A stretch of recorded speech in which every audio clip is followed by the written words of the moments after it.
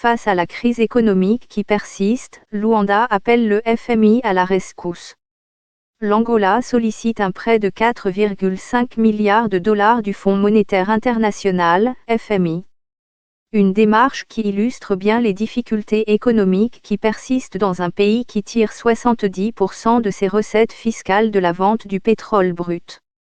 Les discussions entre les autorités de Luanda et l'institution financière doivent débuter en octobre, indique Arché Manguera, le ministre des Finances.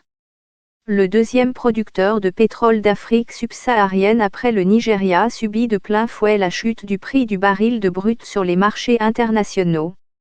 Certains analystes indiquent que l'Angola est en train de payer son manque de volonté de diversifier son économie encore tributaire du pétrole et dans une moindre mesure de la vente du diamant.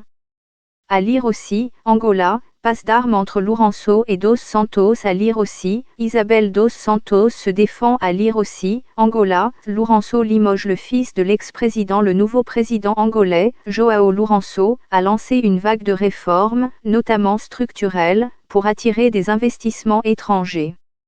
Au-delà, le successeur d'Eduardo dos Santos a décidé d'assainir les finances publiques en initiant une guerre sans merci contre la corruption. Les résultats des différentes réformes qu'il a initiées tardent à produire leurs effets sur l'économie minée par un chômage endémique de la population.